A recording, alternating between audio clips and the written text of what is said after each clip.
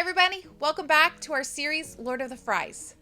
Today we're talking about sowing and reaping. Sowing and reaping are farming terms, and it has to do with planting crops and then gathering what grows. For example, imagine if I had a bell pepper seed. If I went to put that seed into some soil and give it water and sunlight, it would grow or reap a bell pepper plant. I'm not going to plant that pepper seed and get a walnut tree or get a watermelon. When you sow the seed into the ground, you reap and harvest that same plant. And this happens with us. Whatever we sow, we will reap. That means that if we sow generosity, we reap a blessing. If we sow anger into others, we reap anger from others. When we're sowing or investing in our relationship with God, He blesses us and it grows. And just like a farmer has to prepare for the harvest of what they planted, we have to prepare for how God will bless us. And so today, I want you to remember this one thing: prepare for God's blessing. What does it look like for us to prepare for God's blessing?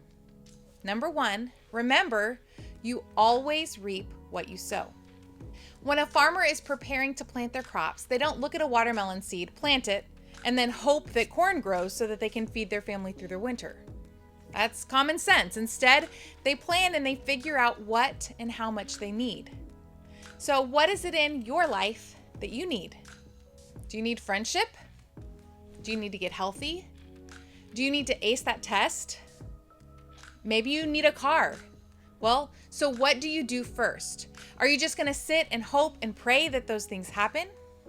Well, let me tell you that things don't really happen just because we hope they will. If you need friendship, then you should start investing in another person as a friend. Show interest in their life, be kind, and be a friend. If you need to get healthy, you should start investing your time into eating healthy foods and getting up and being active. If you need to ace that test, you should start sowing and start studying. You're not just gonna ace the test by chance. Are you just hoping that a car will land in your lap? Sorry to say it, but it's gonna take you spending time and energy to earn that car and earn the money that you need. If you need money, what should you do? Well, you should give. And the truth of this principle is that whatever you need, you must first give. If you need some kindness in your life, you're going to have to be the one to show kindness to others and sow into other people. And you're going to need to sow into your relationship with God. Our memory verse is a great example of sowing and reaping. I hope you've been memorizing it. Matthew 6:21 says this: "Wherever your treasure is, there the desires of your heart will be also." Whatever you sow, you're going to reap it. You will get that back in return. And this is true for negative things too. If you're angry or mean to others, you're going to get a response from them that is mean or full of anger. You have to make a difference. And when you do, you're going to reap the blessings that God has. Number two, know that you always reap more than you sow. I want you to look at our Bible story to understand this point. It's in Luke 6, verses 38. "Give and you will receive. Your gift will return to you in full, pressed down, shaken together, and make room for more, running over and poured into your lap. The amount you give will determine the amount you get back." Luke 6:38. Notice the principle of sowing and reaping in His words. Give and you will receive. Everything about receiving hinges on giving as a launching pad. We are to perpetually give back to God through our tithe and through our talents and our time and our energy. This life of extravagant generosity grows out of gratitude and trust in Jesus. And Jesus tells us we will receive when we give. And I can already hear what some of you are thinking, but I did give and I didn't get anything. I received nothing. You have already been sowing into something or someone and you haven't seen the blessing yet. The other important thing to understand about sowing and reaping is that there's this process of waiting. And that's not easy, but a farmer doesn't put a seed in the ground one day and show up the next day expecting to see a fully grown plant with beautiful fruits.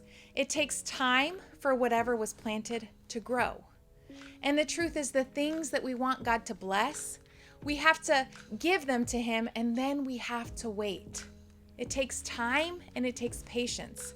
And if you sow into someone or something in one season, you may have to wait till another season to see those blessings. We have to sow time and energy and money and whatever else, and then we have to wait until that season in our life to see those blessings. Colossians 3:23 says this, work willingly at whatever you do as though you were working for the Lord rather than for people. So don't get tired of sowing or investing. Be diligent. Work at it as though you were working for the Lord. And as you do, you're preparing for God's blessings.